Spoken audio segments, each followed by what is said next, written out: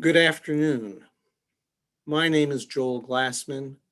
I'm the Vice President of the World Affairs Council of St. Louis, and I'm pleased to be serving as your host for this program. I would like to begin by thanking our local sponsor, University of Missouri St. Louis, and their international office, UMSL Global, for their continuing support for this program in cooperation with the World Affairs Council. The World Affairs Council of St. Louis is a 501c3 nonprofit, nonpartisan membership organization that connects the citizens of the St. Louis metro region to the world. We were founded in 1948, and our mission is to offer programs which promote understanding, engagement, relationships, and leadership in world affairs. As I say, we are a membership organization, and we invite all of our audience to join us as members. This particular program, Great Decisions Program, is a national program of the Foreign Policy Association that was founded in 1918. The Great Decisions Program, one of the most distinguished programs of the Foreign Policy Association, was established more than 70 years ago, and it presents to U.S. audiences the opportunity to learn about and understand the complex foreign policy issues of our time. The Foreign Policy Association and Great Decisions operate on the principle that an informed citizenry is essential for a democratic society. And the Great Decisions program is the largest discussion program about foreign affairs in the United States. The World Affairs Council of St. Louis is proud to have served for the last decade as the local sponsor of this organization, and we thank the Foreign Policy Association at the national level for inviting us to serve as the local presenter of this program.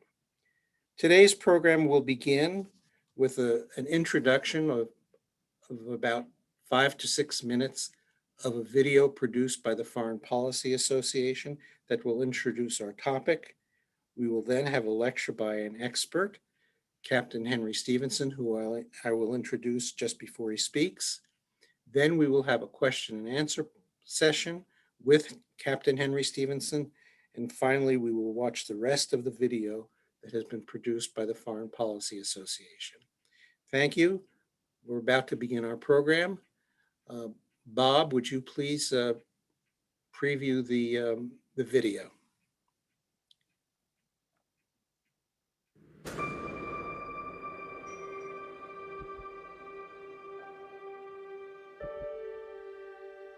For American policymakers, the significance of the Persian Gulf region has long been an article of faith.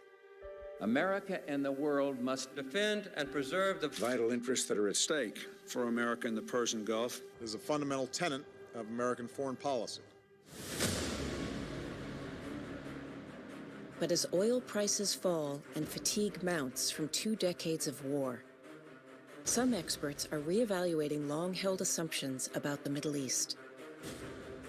Great Decisions examines the future of American engagement in the Persian Gulf and asks what the new decade will bring to a region on the cusp of change. Persian Gulf security, next on Great Decisions.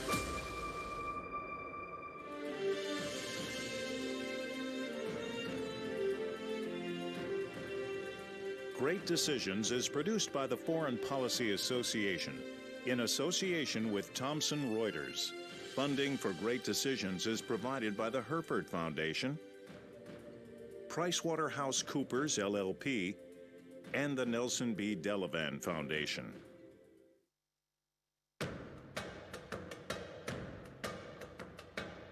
A new day is dawning in the Persian Gulf. A younger generation of leaders is taking the reins of power. We've already seen some transitions.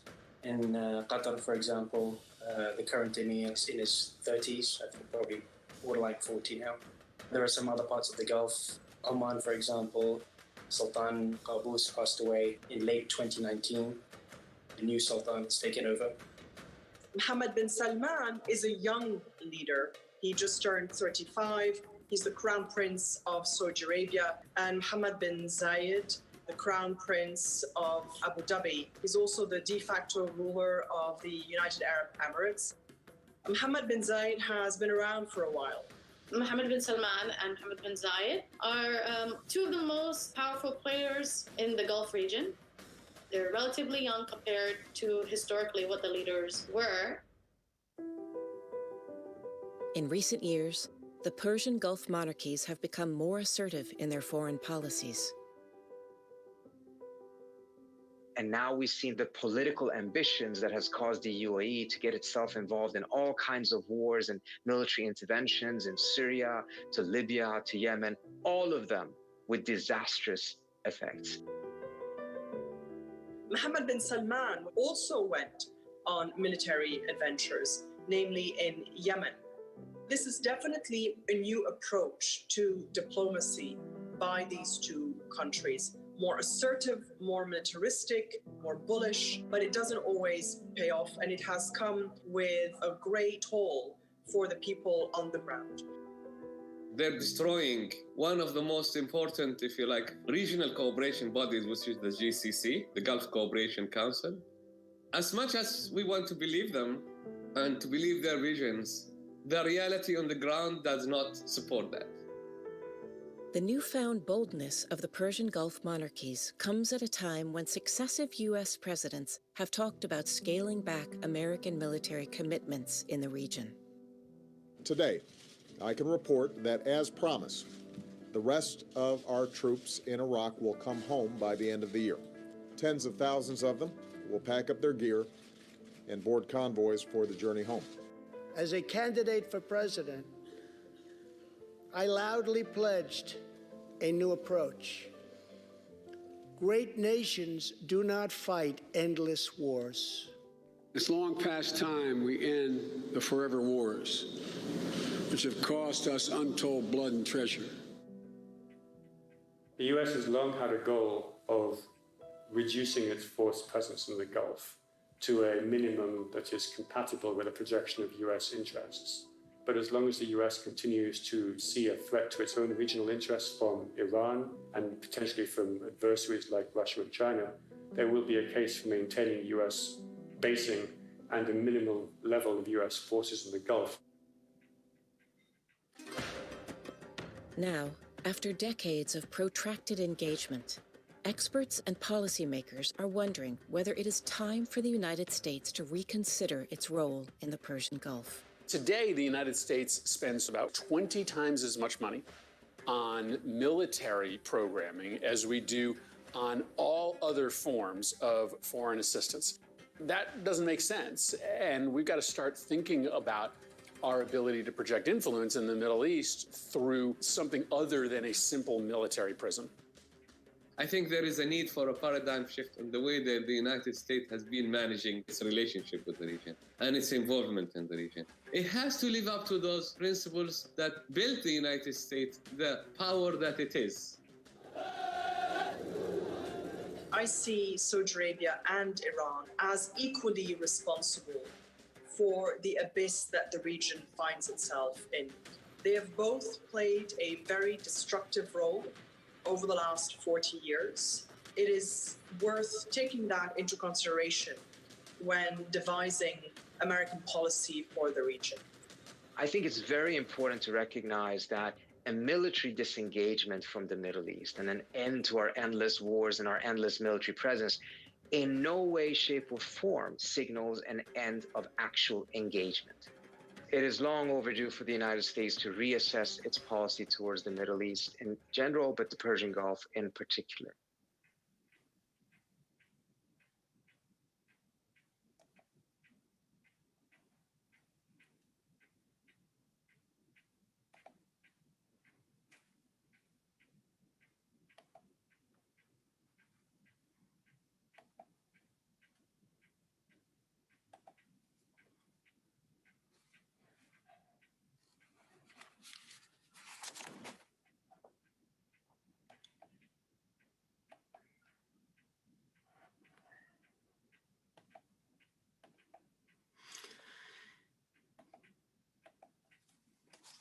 Well, as we can see from the beginnings of this video, there is no more controversial or tense region in the world than the Persian Gulf, with the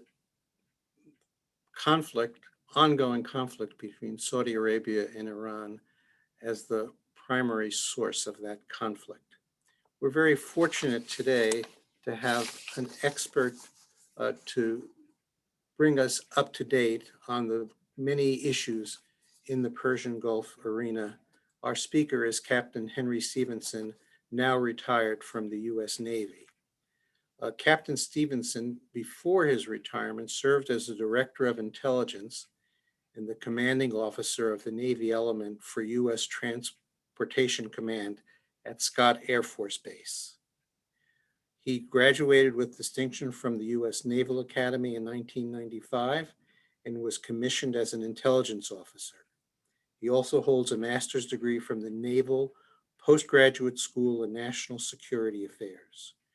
Prior to his arrival at U.S. Transcom, he was assigned as the Director of Intelligence and Deputy Maritime Operations Director for the U.S. Fifth Fleet in Bahrain. In addition, Captain Stephenson was assigned to Joint Intelligence Operations Center at the U.S. Central Command, where he led the Afghanistan-Pakistan Threats Branch in the Iran Analysis Division.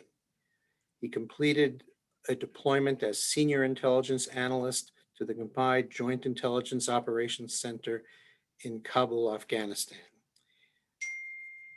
Captain Stephenson retired from the U.S. Navy in August 2020, and he now works for MasterCard International. He spoke to our group last year in the Great Decision series with great distinction. We all enjoyed it and found it very thought-provoking, and we were very fortunate that he was able to join us again this year to discuss the future of Persian Gulf security. Those of you we're going to have a Q&A session after Captain Stephenson finishes his remarks. When you have a question, please send it to me on the Q&A apparatus that's part of the Zoom program. I'll read your questions to the captain after he finishes his remarks. Henry, you have the floor. Okay, thanks, Joel, and hello to everyone. Thanks for joining. This is a great organization. It's I appreciate the invitation, and it's a pleasure to support it. I'm going to try to present from my screen here. If you give me 1 second.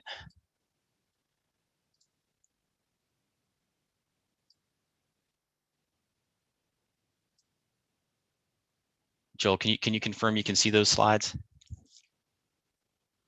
We can see. Okay. All right. Yes, great. I can. Okay. Awesome. So this is a really complicated region. I do have some time that I've spent there, stationed in Bahrain as an intelligence officer for Fifth Fleet, on deployment there on several occasions. But it is so complicated and so dynamic that one would hesitate to let themselves be called an expert. I've got some familiarity with some of the more military sides of things that are going on there, but I hope I can present an effective overview here of some of the dynamics that are driving this question of what the U.S. policy and presence in this region ought to be. I did throw one picture of myself in here. That's Lieutenant Junior Grade Henry Stephenson in the top center. That was in 1997, and that's an Iranian Kilo class submarine in the background. That was during an Iranian naval exercise that I was embarked on a British destroyer. So that was a good picture, and you can see it. I don't have a digital copy. That's what the frame looks like after 25 years or so. Okay, moving forward. What I'd like to do is sort of step through the major elements of what I see as a strategic environment in this region, which will serve as sort of an outline of the presentation. The materials that were provided in the Great Decisions publication and the video are great resources, and so I hope I can just sort of amplify the information that was conveyed there. We'll start with the U.S. military presence, go through energy, some of the demographic factors, then talk about the threats, primarily Iran and violent extremist organizations or terrorist groups. and then regional security partners, and then the great power competition primarily with China that I think is significant here. Okay, so this is sort of where we're starting on the chessboard in terms of a U.S. military presence.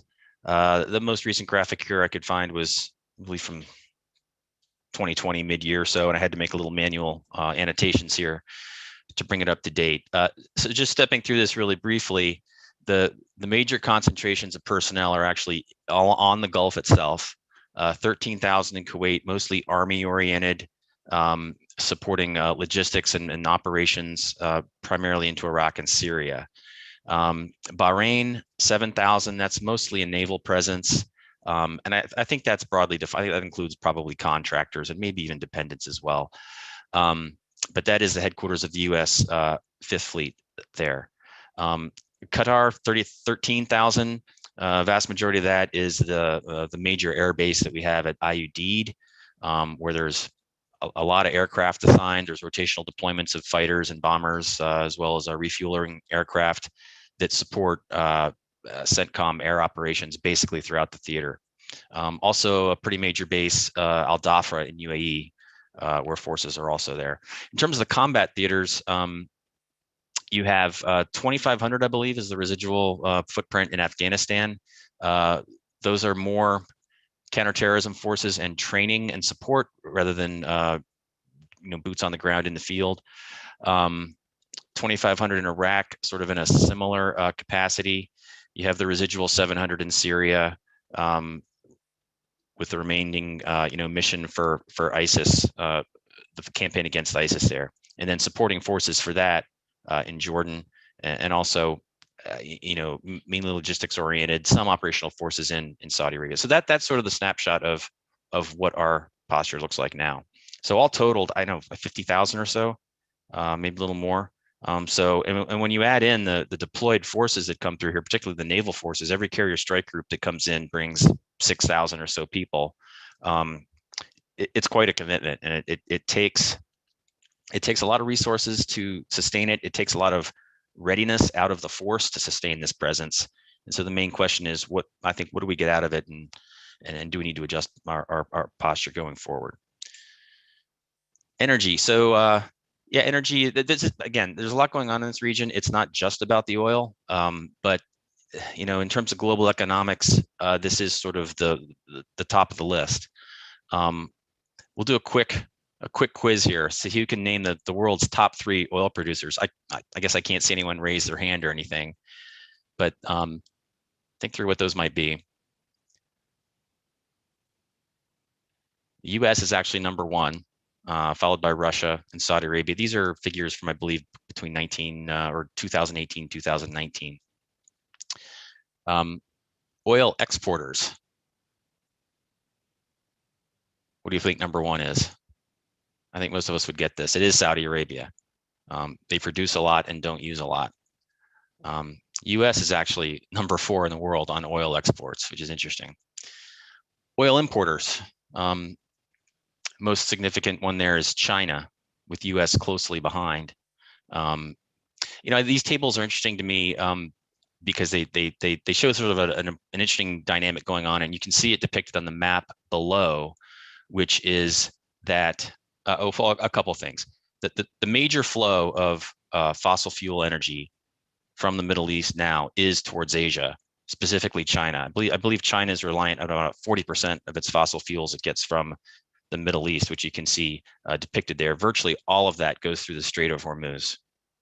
The other interesting thing that you'll see is, and this is a change over the last decade or so, is that the United States is much less reliant directly on oil from the Persian Gulf than it has been in the past, primarily because of domestic production. So that's a good thing. Now, we know that oil is a globally fungible resource, and so a disruption in supply and demand anywhere will have an impact on price everywhere. Liquid natural gas, you'd see same dynamics for that resource, which is also very important for Asia. However, we are, in terms of the actual drop by drop, oil, we're less exposed to disruptions here than we have been in the past, and we're much less exposed in China. and we'll touch on that later. I always like these maps when I was trying to understand the region. So we're going on to demographics here. This is a depiction of the various ethnic groups in the Middle East, and you can see it's relatively straightforward in the Arab areas. You know, a pretty unified or unitary Arab disposition there. Iran's much more complex. You see in the orange, there's you know, primarily a Persian presence, but there's significant Kurdish and Azeri as well up towards the northwestern part of the country, as well as Baluchi minorities down in towards the border with Pakistan. So it's pretty complex there. Now I'm going to transition to religious sects, and you'll see it's not quite as simple on the Arab side. Here you get a divergence. This is what you're seeing primarily in the dark green is the Shia majority regions, and in the light green is the Sunni majority regions. This researcher put the Wahhabis in central Saudi Arabia as distinct. I think they're pretty close to Sunni. So for the purposes of this, you could consider them, I think, the light green. But there's interesting things here. Iran is a predominantly Shia country, of course, since the beginning of the 1500s or so. But that sect spills out of Iran. Iraq is actually the traditional, origin of the Shia faith, and its most important sites are there. And there's a large population of Shia in Iraq. In fact, it's it's majority Shiite in that country. I also want to point out in eastern Saudi Arabia, a significant Shiite concentration, which is different than the regime. You've got, looking farther afield, Shia-aligned groups in Lebanon and in Syria, and then down in Yemen, where that conflict is occurring. And so these areas outside Iran, where there's Shia concentrations, are a big part of Iran's a big part of Iran's foreign policy, because they can use these groups to exert influence. Again, we'll get into some more detail there. But in the case of the Saudis in particular, this group of Shia is a continual concern. There's a lot of I should add Bahrain as well. Bahrain is a majority Shiite country by population, and so both those regimes, there's just some tension there with this local concentration in Saudi Arabia and in Bahrain, the whole country, because the regimes are Sunni. The other thing that's interesting here is that in Saudi Arabia, the location of that Shiite group there overlays the most important parts of Saudi Arabia's oil infrastructure. It's a lot of its most productive wells, its offshore infrastructure for loading tankers for export, and so on. So I think that's an important feature of this region to understand. So let's talk about Iran, the principal state-based adversary in this region. Iran's military, in my view, sorry, got my phone chirping here, is primarily defensively oriented, I would say. And again, it's conventional military forces. The mission that has the most explanatory power for how Iran prioritizes these forces is really deterrence, I'd say. It's meant to hold U.S. forward deployed forces at risk. It does that through a concentration of things like coastal defense cruise missiles that can hold, threaten shipping in the Gulf, a pretty substantial ballistic missile force, which can strike regional bases, and we've seen that recently. The Revolutionary Guard Corps in particular, a lot of small boats and sort of a littoral naval presence that still has some striking power, and it's particularly effective against interdicting merchant shipping in the Gulf. And so what these forces do is that they raise the potential costs of the U.S. initiating any kind of military action against Iran. one characteristic of Iran's defense forces that has been true for a long time is a real deficiency in air and air defense. That's expensive. It's high tech. It's harder to compete with the U.S. in that line.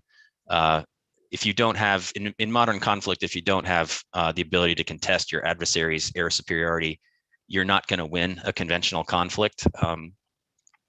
But you can still have this, you can still make your adversary pay a cost with the forces I talked about before.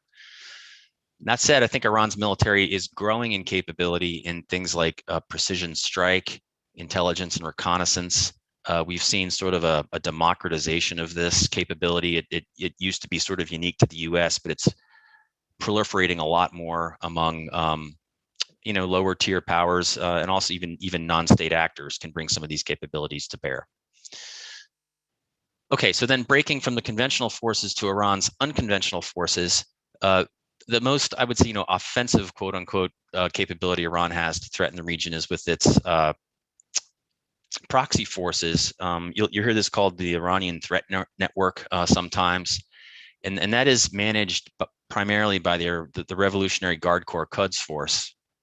The leader of that until January of last year was Qasem Soleimani. He's in the center picture there. Of course, he was the one who was taken out in a strike by the U.S. when he was visiting Iraq, which was very, very high level. I mean, the comparison would be to imagine if like General Mattis or Secretary of Defense Mattis was on a trip to Canada or something, and China conducted an airstrike that killed him. I mean, that's sort of the level of the event was, for Iran.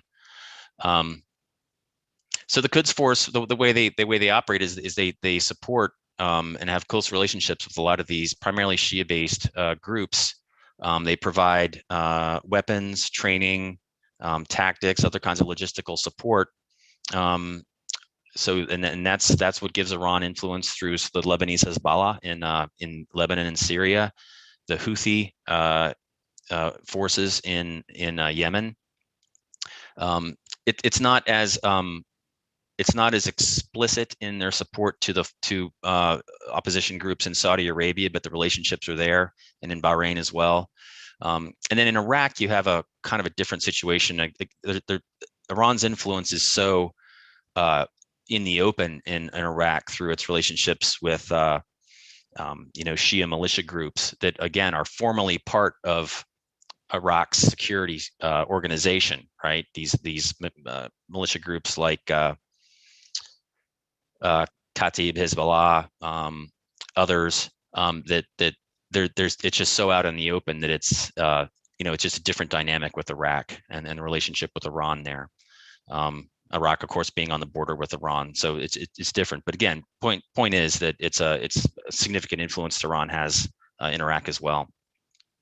Domestically, in terms of Iran politics, the hardliners are still pretty much prominent. I put Khomeini's picture on the slide here.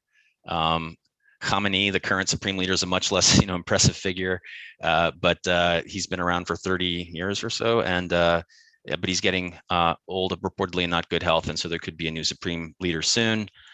In addition, you see Rouhani, the current president, bottom right. His term limit runs out in June, so there's a presidential election in Iran in June, these things can change. Iran does have, real elections, although they're very carefully circumscribed by the regime to make sure that only their acceptable candidates are in the mix. But the elections do tend to reflect public sentiment, so you never know. But I think the bulk of the analysts are predicting that the hardliners are going to remain firmly in charge. I mean, basically with either through the supreme leader succession or in the next presidential election. In terms of Iran's strategic situation right now, the maximum pressure campaign that the Trump administration launched, it's been pretty effective at damaging Iran's economy. I think the regime back 2018, 2019, after the United States pulled out of JCPOA, that's the nuclear monitoring agreement, and it turned on all these extra sanctions, my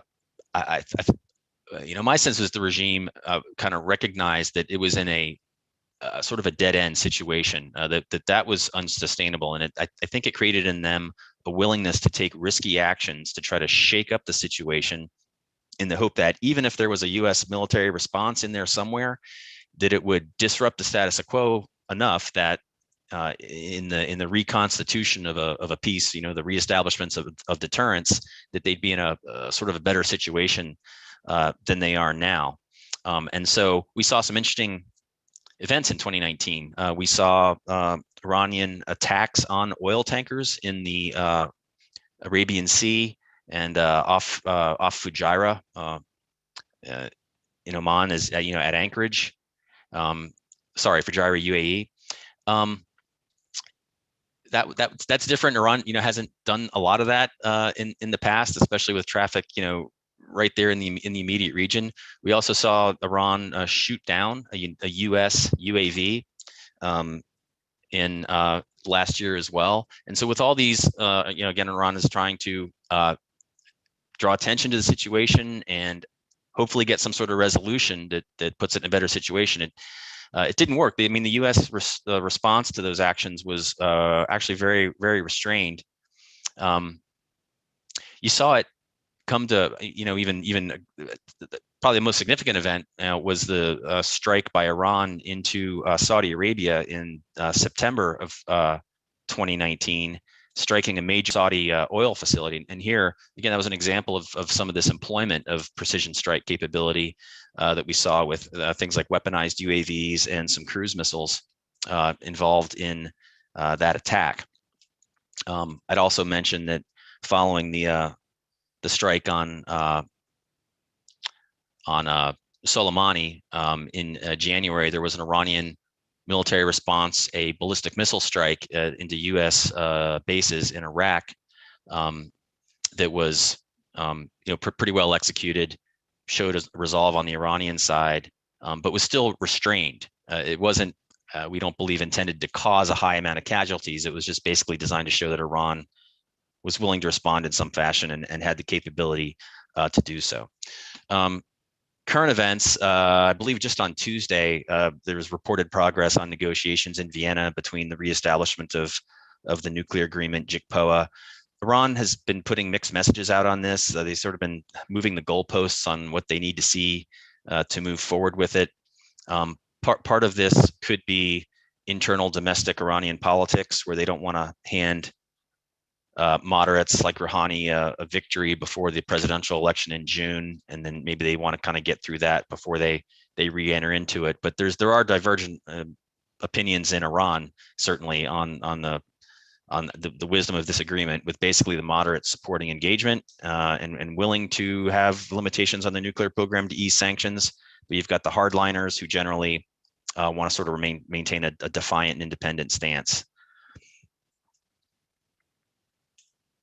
Okay, so now moving from adversaries to our partners, the 6 members of the GCC are listed there.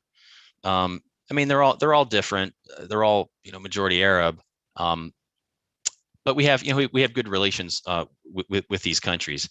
Their militaries, they tend to be kind of they've taken a hit from oil prices being lowered, but their militaries tend to be fairly well equipped. The United States does sell a lot of armaments in this region, and it's not just the hardware; it's the support tail that follows that provides a lot of engagement, whether it's military advisors or whether it's civilian trainers and maintainers and so forth. So that's a big part of the relationship, and we do have a common interest with these entities in deterring Iran and keeping Iran contained. We also, it's a little more complex, but we have common interests in suppressing terrorism. But there's problems with these countries. Dysfunctional civil societies. What I mean by that is these are monarchies that are primarily resource-based wealth, right? The extraction of resources, which means there's not a lot of productivity and sort of a middle class in these countries. You'll see, and that also leads to a big reliance on third country nationals to come in and sort of serve as the workers, which I see you see in the top picture there.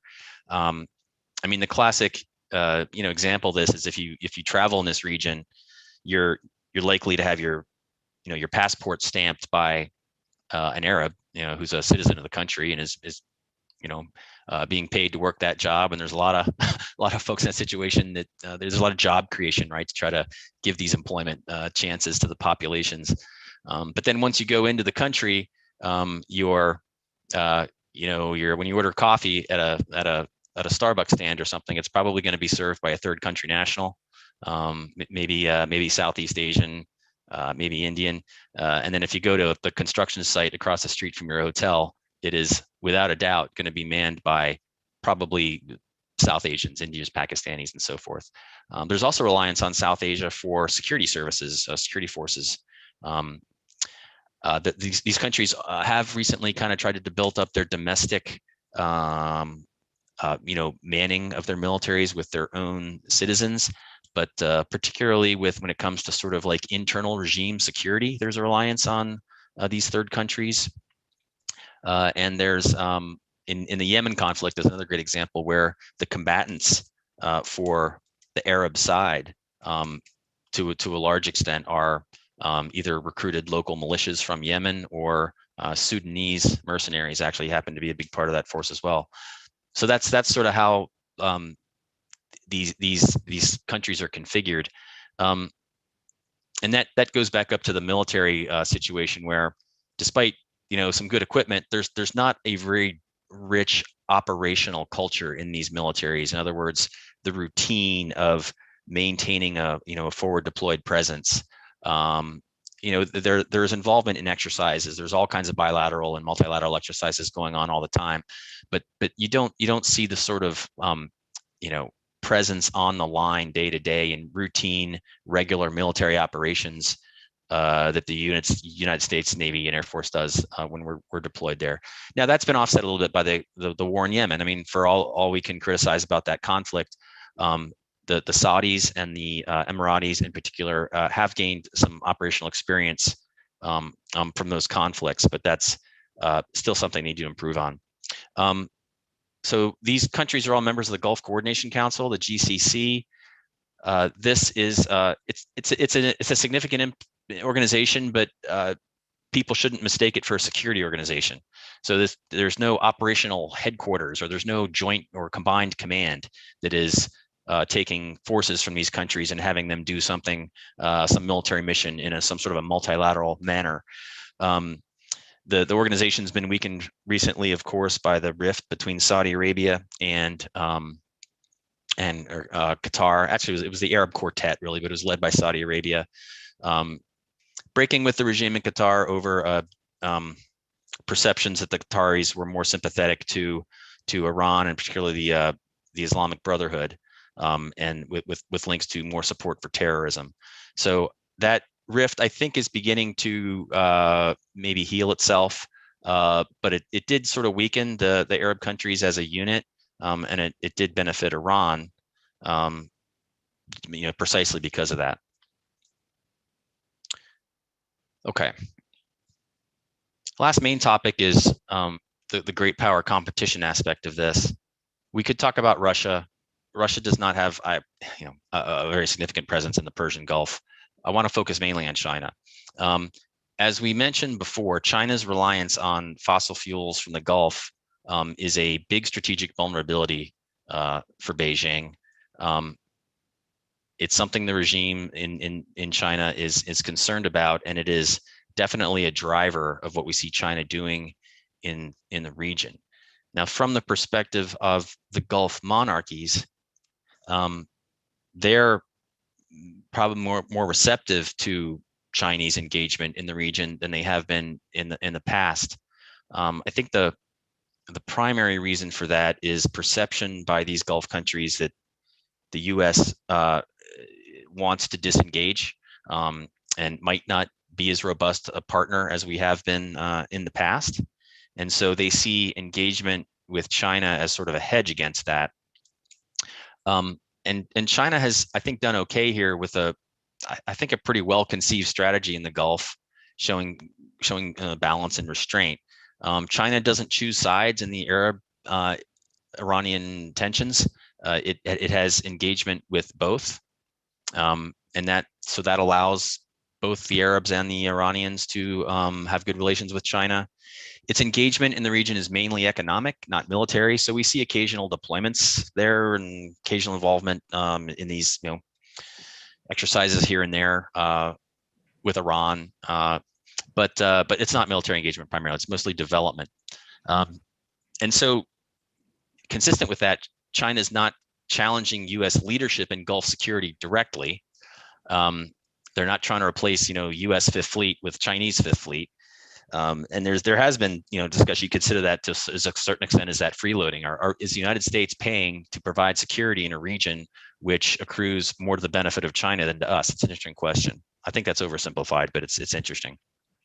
And then the larger context here is China's influence in the Indian Ocean. The Gulf, the Persian Gulf, is basically just a bay, off the Indian Ocean. Now, in the Indian Ocean, we generally do see, with things like the Belt Road Initiative and so forth, China does appear to be, laying a groundwork of influence, logistical capability, and basing that could support military sustainment in the Indian Ocean basin, to the extent that it could contest U.S. Ability to control that water space, which, again, as we said, that's a strategic interest for Beijing because of the reliance on Persian Gulf oil and so forth. Okay, final slide, concluding thoughts. I think I'm right at time here.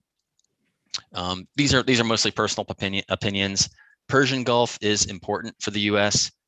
Great power competition is more important. I think the takeaway is, whatever our policy is in the Gulf, it has to be cognizant of the broad strategic context that we face, in which, as the National Defense Strategy of 2018 identified, the adversaries, China, Russia, North Korea, Iran, and VEOs, both of those primarily in the Central Command area, those are towards the bottom of the list in terms of priorities.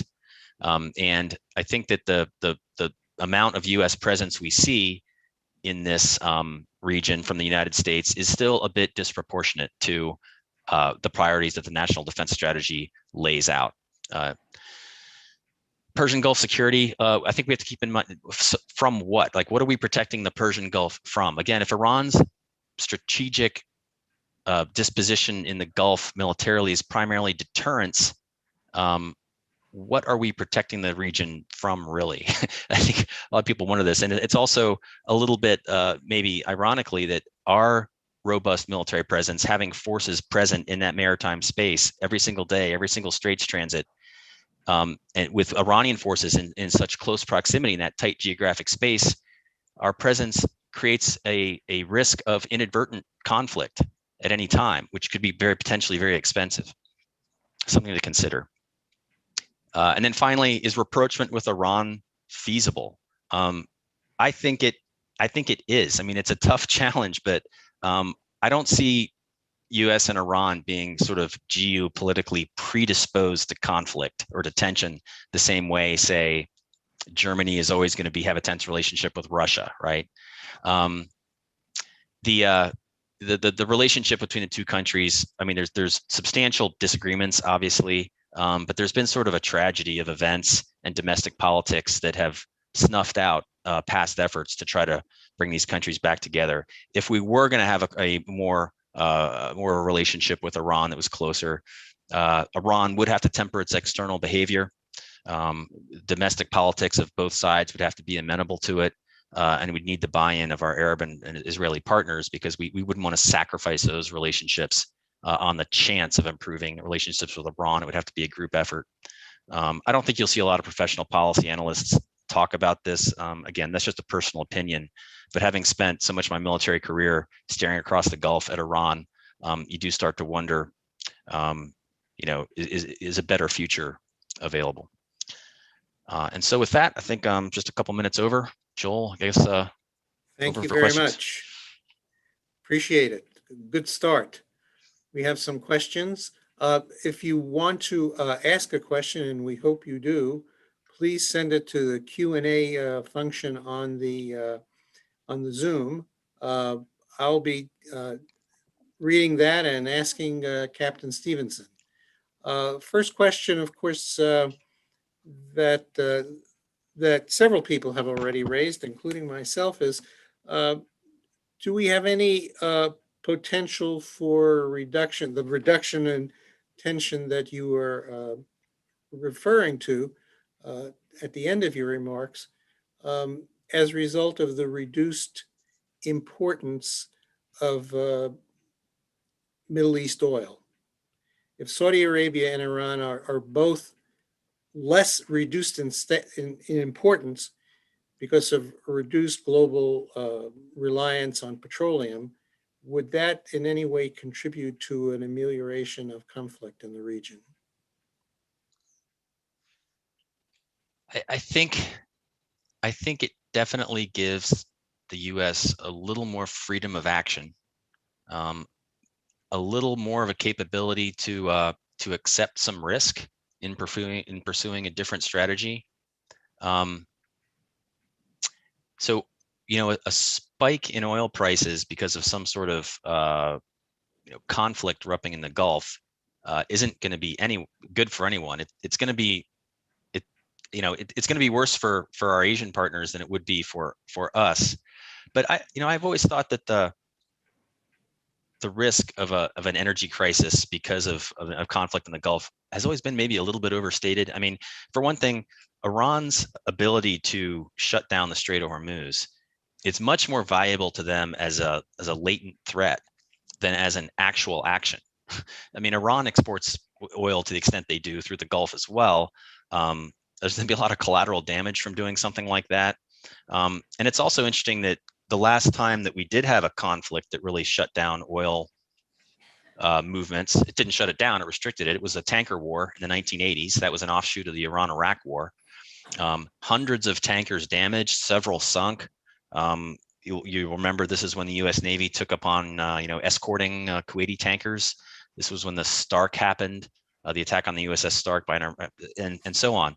But during that time period, energy prices, oil prices fell.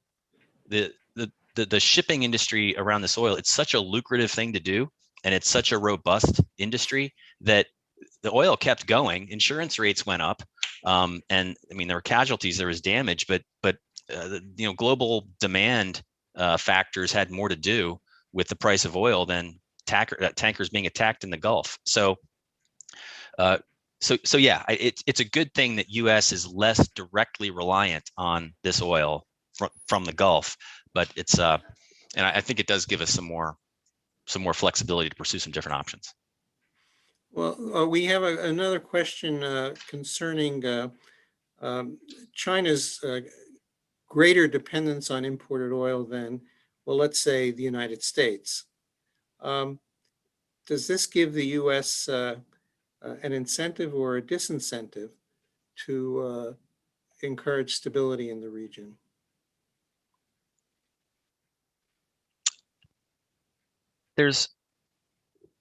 I think it's an incentive. I think the question is who has more of an incentive to provide stability in the region. We have interests there that are, I think, rooted mainly in energy, but it's also a counterterrorism. We want to have a presence there from a counterterrorism perspective, right? And so our basing in the region is very conducive to that. We have these residual conflicts in Afghanistan and Iraq and Syria that are going to still require support out of the CENTCOM region. So those are incentives that we have to maintain some sort of presence there, regardless of China's dependence on oil. But I guess it comes back to the freeloading question. So one, if in whose interest is it for oil flows to stop? I mean, really no one's. Like we said before, certainly not the Gulf Arabs, not Iran, So if there was this disruption of oil flows out of the Gulf, it would have to be some sort of an unintended consequence or a mistake, a conflict, some element of the conflict that gets out of hand, right? And a lot of countries have an interest in preventing that, from maintaining a deterrence posture in there. Right now, China, I think, is happy to have the U.S. do it to the extent that that presence is required. But as time goes on, the U.S. does start reevaluating the weight of resources that it puts here in the Persian Gulf compared to in other areas. I think China would be maybe more willing to sort of tiptoe into that region from a security perspective, which up to this point it's been reluctant to do. But to get back to the original question, interdicting oil or trying to, through either not taking care of the region or allowing the situation to deteriorate, or God forbid, direct interdiction of energy resources going to China. I mean, that would be something that, we'd associate with the US-China conflict, I think. So part of a much bigger issue. Okay, we have a historical question. How do you account for the fact that you have several Sunni governments in Shia majority areas of the region? Is this a historical artifact of British negotiations? So this is the kind of answer that I'd love to have a couple minutes to research on Wikipedia, especially the historical aspects of it. So I think in the case of Saudi Arabia, so you had the formation of the Al Saud regime in the early 1900s, and that just happened to be the tribe that was able to establish dominance on the peninsula, and they did, part of their rise to power was relationships with European powers, particularly the British, right? So that's the Sunni regime. You had the accommodations they made with the Wahhabi clerics as sort of a deal for their support of the legitimacy of the regime. And yeah, so when the modern borders came to be, the modern borders included a significant percentage of Shia population there, particularly in the east. In the case of and that sort of that dynamic sort of carried forward into the regime in Bahrain as well. It was sort of an offshoot of that same sort of evolution. In Iraq, so the Hussein's regime, he was a Sunni, but because of the particular circumstances of him being able to base his power out of Tikrit and basically run a coup and take over that government, he happened to be Sunni dictator in a country that was a significant majority Shia, but not a dominating majority Shia, right? And so that was the situation there. So I know, again, I'd love to go back into do a history paper on this one, and you'd probably get a lot more sophisticated conclusions and trends. But I think a lot of it was just sort of the accident of how these particular regimes came to establish power as the nation state system sort of was implemented in this region. We have a question about India. There were several Indian flags on one of your maps indicating that they have a substantial presence, but you said very little about India. Does India have a potentially more important role in the region? And how would China feel about India playing a bigger role in a region from which they receive a great deal of their energy? Yeah, that's a good question. So India, I didn't fit it into the category of a strategic competitor, and it's not a regional partner. It's the role. What the United States would like to see is a much strengthened relationship with India on a security, especially on a security basis, in order to provide a capability to maintain maritime dominance in that Indian Ocean basin, despite to offset the efforts that China is making to accomplish that. So India, because it's located there in the Indian Ocean, its utility for U.S. security policy is just by virtue of that, rather than an Indian, sort of increasing its involvement in the Persian Gulf and so forth.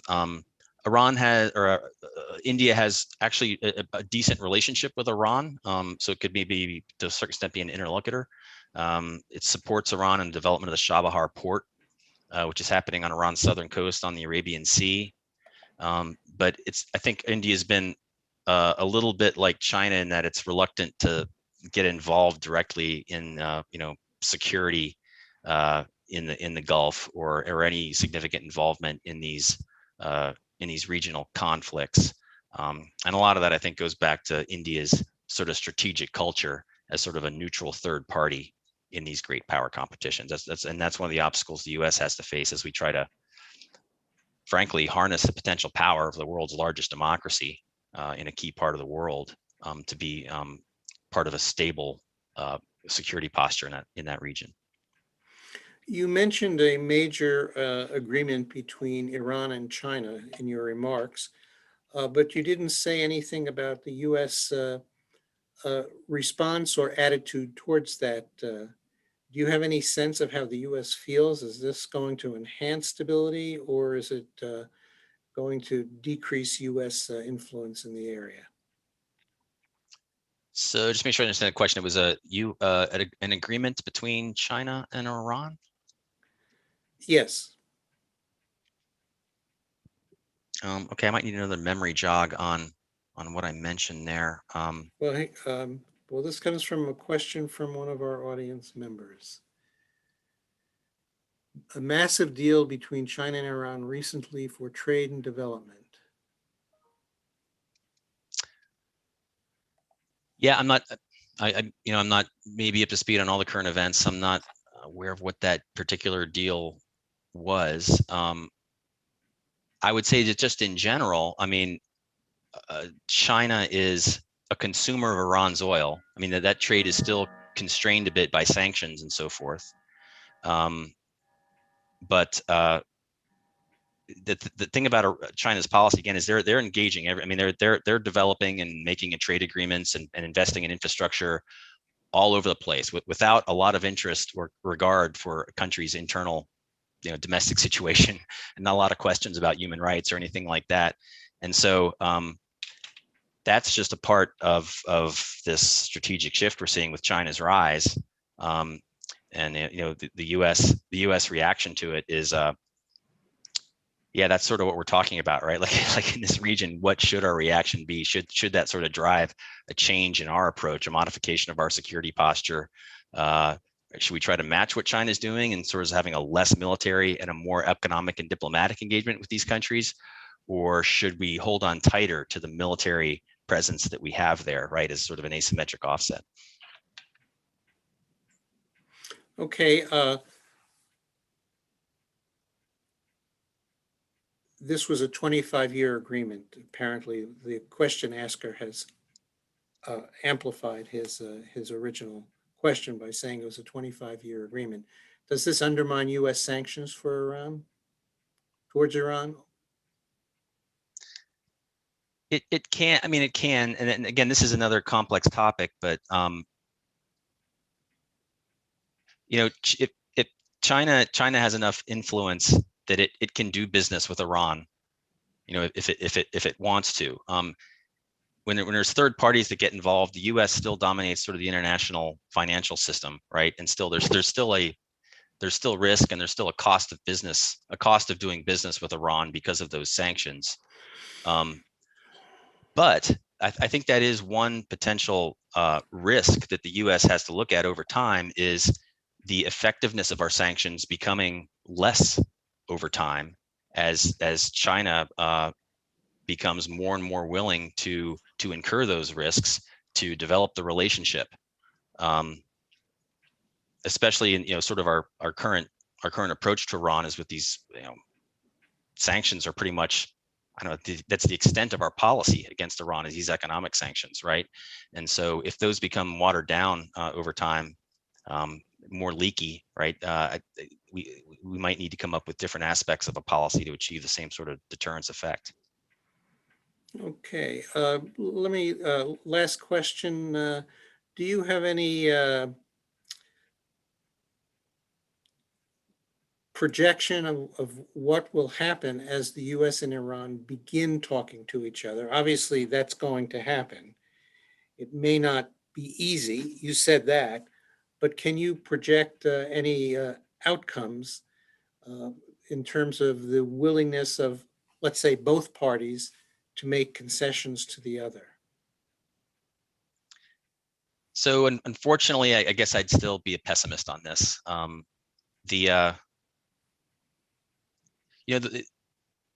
think that the way that one thinks about JCPOA, what is the wisdom of an agreement that eases sanctions on Iran and allows their economy to get going again and alleviates some of this tough internal domestic situation they have in return for monitoring and delays of their nuclear program. If you think that Iran is inevitably forever going to be an adversary and a threat, then you're probably not in favor of JCPOA because you think it's just empowering an adversary and not really permanently taking care of the nuclear problem, right? If you're optimistic that the JCPOA could be an entree into a more healthy relationship where there's less tension, then you're probably in favor of it, for that reason. So I'm personally, I'm hopeful. I would support the engagement, right? Because I think there could be a less tense future with Iran. I mean, we have a national defense strategy, again, with 5 adversaries listed. Wouldn't it be great to just make friends with one? That crosses that one off the list. Now, again, it's vastly oversimplified. There's always going to be problems with that relationship. But unfortunately, I don't think that's where it's headed. I think the domestic factors are just going to be too tough to overcome. Anti-US sentiment is part of Iran's founding ideology, or the Islamic Republic's founding ideology, right? You've had, so that strategic kind of cultural undercurrent is there, even though the US until pretty recently has polled relatively well in Iran. We're more popular in Iran than we are in a lot of other countries in the Middle East, strangely. But current events always seem to snap off these efforts in the bud. I mean, for example, in 1997, Khatami was elected, a relatively moderate president. The U.S. was hopeful to do some outreach there, but then the Khobar Towers attack happened, which was done by the Revolutionary Guard. Probably Khatami had nothing to do with it, but still, that politically poisoned the idea of any kind of rapprochement with Iran, even though they had a kind of a moderate president elected. You could bring it up to the the assassination of Soleimani here in the past January. That creates a lot of bad atmospherics for the U.S. in Iran. So, and all the other challenges to the rapprochement that we talked about. So, if I was a betting man, you might get a reentry into the agreement, but I think the hardliners are going to remain dominant on the Iranian side. They're going to put limits on re-engagement with the United States. They're going to continue to act up in terms of their foreign policy, pulling stunts in the Gulf, supporting Hezbollah, getting involved in Iraqi politics and so forth. And I think they're going to be able to continue to provide enough disincentives for rapprochement. Combine that with what's on the U.S. side, where there's always very vocal opponents of any sort of improvement in relations with Iran, and I think I think the prospects of making friends with Tehran are unfortunately pretty bleak in the near term. Thank you so much. I appreciate your entire presentation and your answer to our questions. I know our entire audience, although they've been completely muted, join me in thanking you, and we appreciate your return engagement. We're going to turn in just 1 second to the balance of the Foreign Policy Association video, but I want to remind you about our next program on April 22nd. Our topic is Brexit and the European Union, and our speaker will be Dr. Deborah Leiter, a professor of political science at the University of Missouri, Kansas City. Again, our time will be noon to 1:30, and our speaker will be Dr. Deborah Leiter. Appreciate your participation today, and I'll conclude by saying the World Affairs Council is a membership organization. We invite you to join us as a member.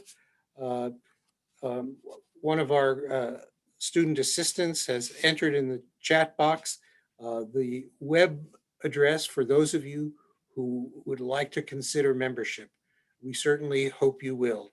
Now we're going to turn to our the balance of our video, and I thank you for your participation today.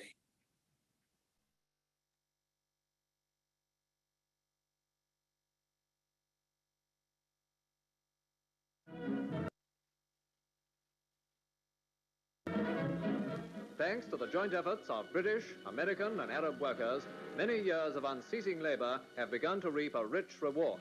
Now, as never before, the drive for new oil reserves in the Middle East is of vital importance to the great powers.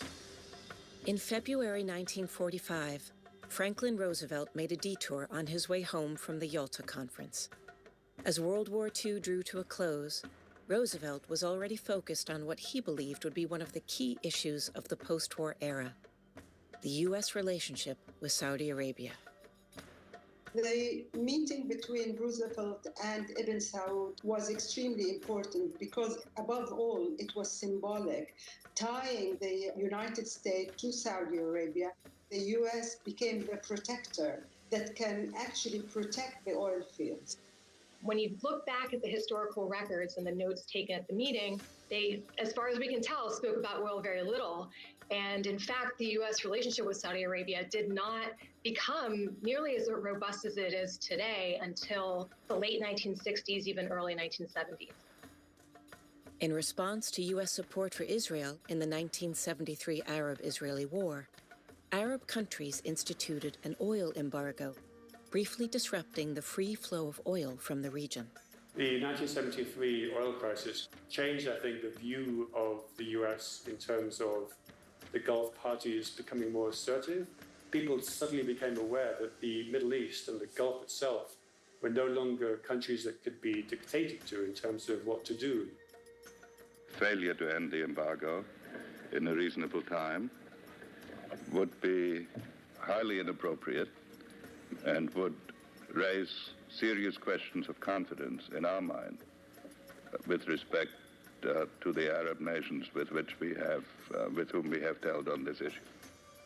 The 1973 oil embargo didn't last for too long, and oil continued to flow, albeit in smaller quantities. But it drew attention to the power of Saudi Arabia, that it could actually use oil as a weapon.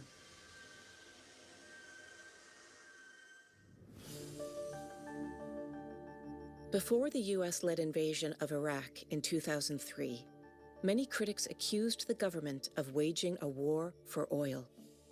But the reality of a war for oil, experts say, is considerably more complicated.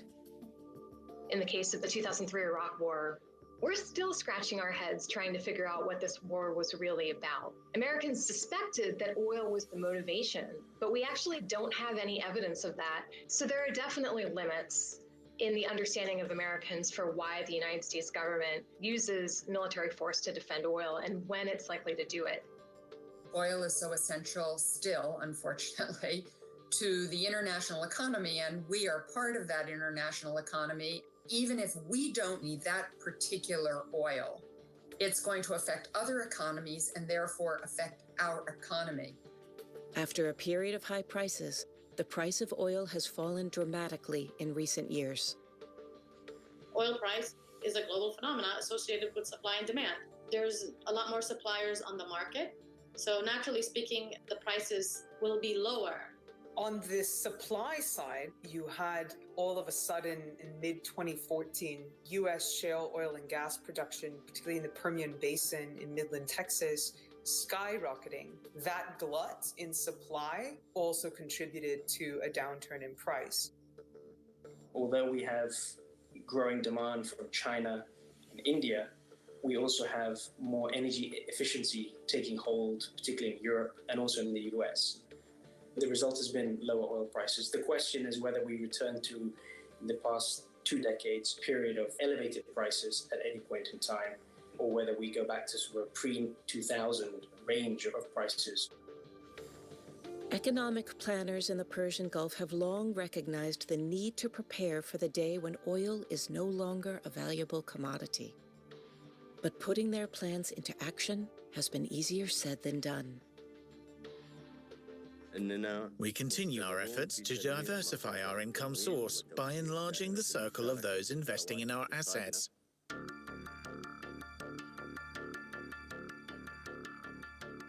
It's the addiction to oil or hydrocarbons. Simply put, when you're extracting and getting a lot of money in a very simple manner, it's kind of hard to be disciplined. We are talking about small countries here with small population. For them to be able to diversify, they need to work together. They need to coordinate. They need to integrate their economies. They need to create a much larger market. And as we have been seeing, this is not happening.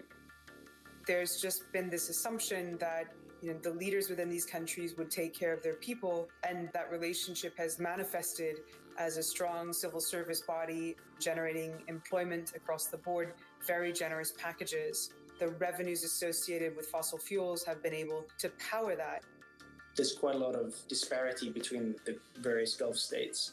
The UAE is definitely the standout, let's say, leader in the region.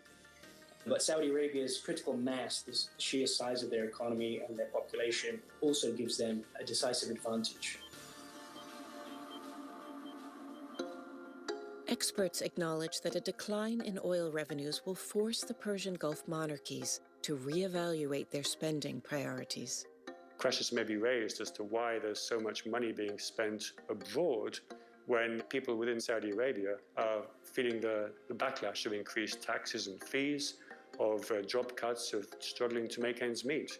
And so we may well see increased social pressure that could then build into political pressure on Saudi Arabia and on some of the other Gulf states as well. I think that expat workers are going to be the most affected, and that's because they are considered, to be an elastic, transient labor force. And basically what will happen is you'll see an exodus of expatriates leaving the Gulf states. As Persian Gulf oil becomes less critical to the global economy, American policymakers will have to grapple with new questions about the motivations behind U.S. policy in the region. The U.S. has strategic interests in the Gulf. There are a lot of U.S. universities in the Gulf. There are large communities of U.S. citizens working in the private sectors of Gulf economies. Gulf investment is important coming into the U.S., so it's much more than just a simple, we provide security and you provide oil.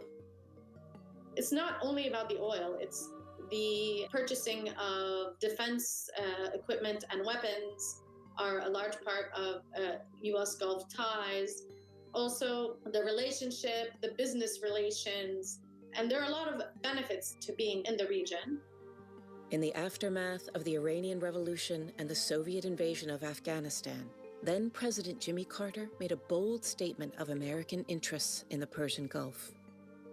President Carter announced in his 1980 State of the Union address that the United States valued the Persian Gulf as a vital national security interest. An attempt by any outside force to gain control of the Persian Gulf region will be regarded as an assault on the vital interests of the United States of America,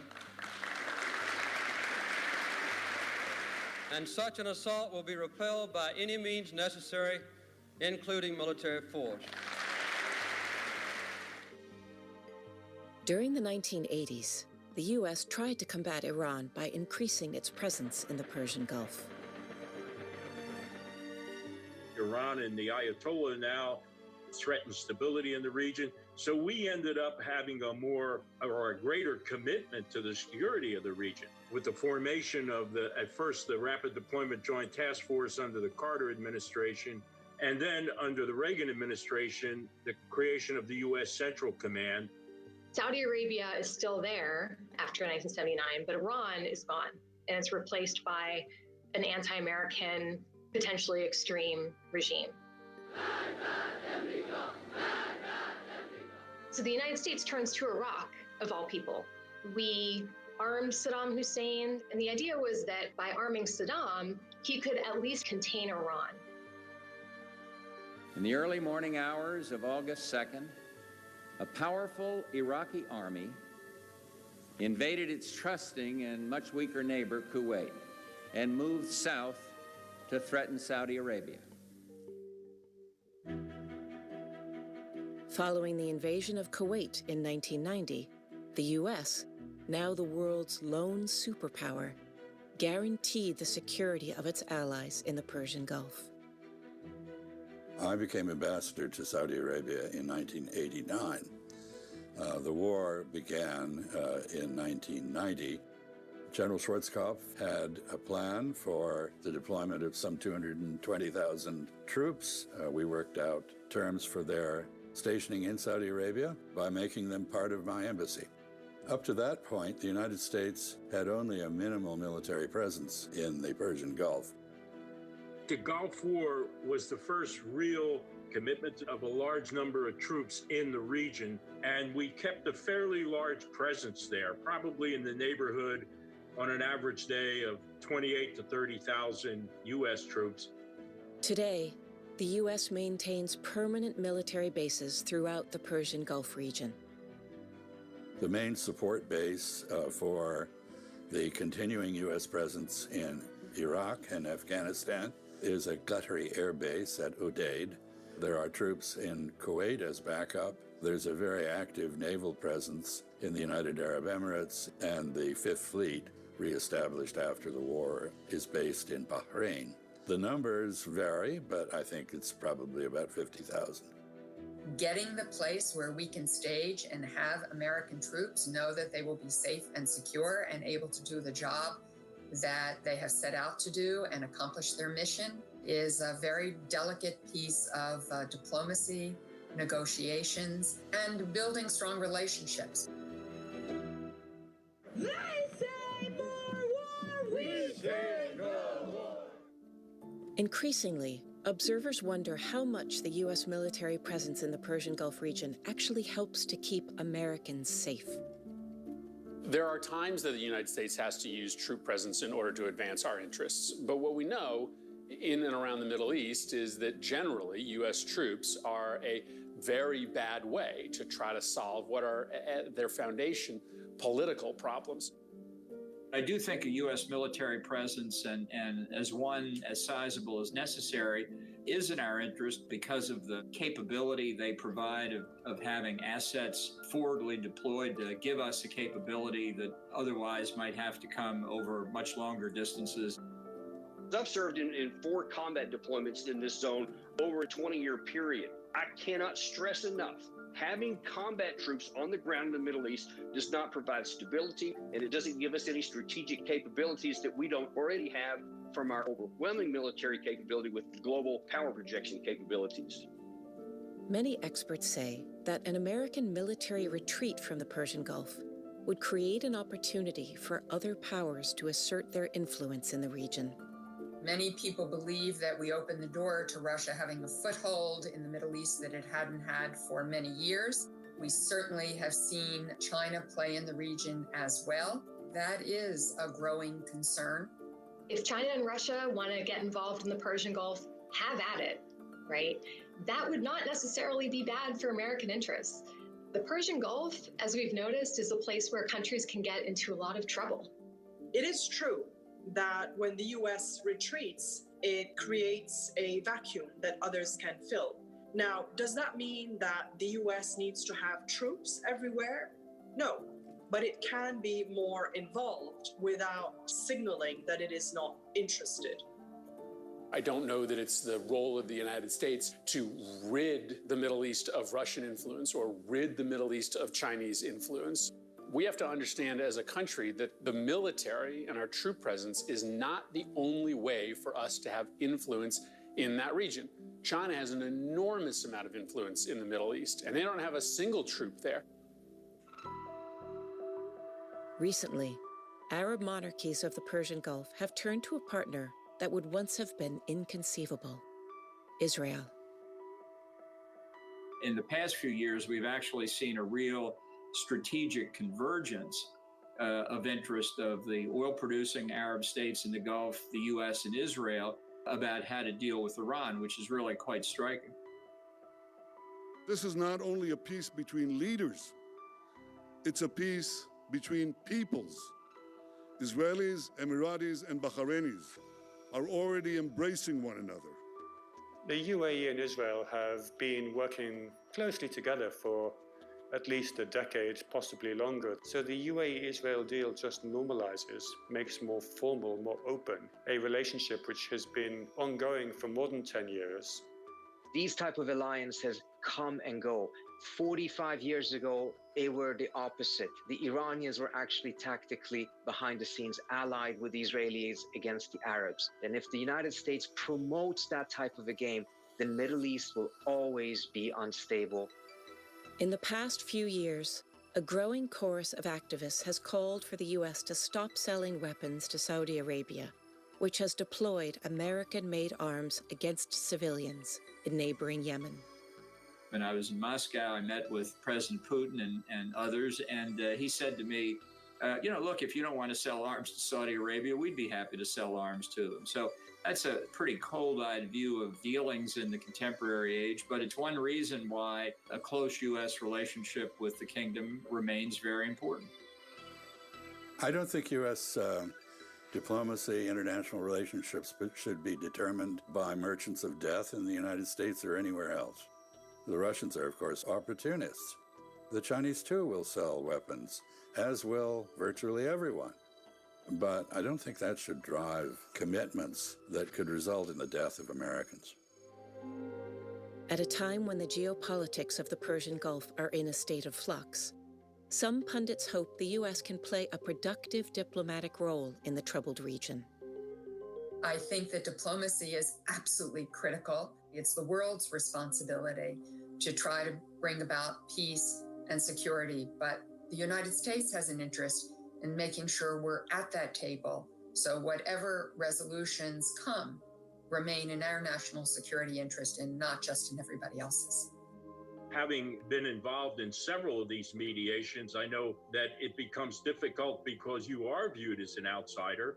And in some cases, you may be viewed as more pro one side or the other, even though when we take on a mediation role, we try to stress that in that role, we are not picking favorites, we are not taking positions. The United States cannot play a useful diplomatic role in the region anymore because we have taken sides. Our only instrument of power is military, and we're not clearly prepared to use it, nor is it pointed in any clear direction. The United States should actually, in my view, take on a much bigger diplomatic role in the region, but not one in which it has to lead everything, but rather be in support of measures to be able to bring about greater stability. Despite growing calls to draw down the American military presence, it remains to be seen whether the U.S. will be able to disengage from the region which, for decades, has been central to its foreign policy. So I think it was a mistake, for example, for the Obama administration to talk about a pivot away from the Middle East toward East Asia. I don't see any reason to think in the foreseeable future, 20 years, let's say, that the Middle East is going to become less important in American calculations. The great pivot to Asia that President Obama wanted to see unfold during his time in the White House did not quite unfold as planned. The Middle East has a way of constantly dragging America back in. For decades, the U.S. has been the dominant power in the Persian Gulf. And in that time, the region has undergone a profound transformation. Now, as a new generation begins to make its mark, Americans must think carefully about what role their country should play in the decades to come.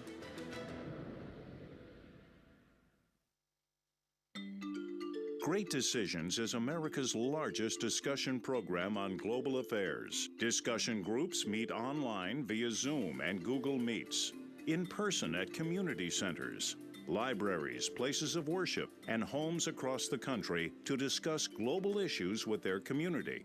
Participants read the 8-topic briefing book, meet to discuss each topic, and complete a ballot which shares their views with Congress. To start or join a discussion group in your community, visit fpa.org or call 1-800-477-5836. Great Decisions is produced by the Foreign Policy Association in association with Thomson Reuters. Funding for Great Decisions is provided by the Herford Foundation, PricewaterhouseCoopers LLP, and the Nelson B. Delavan Foundation.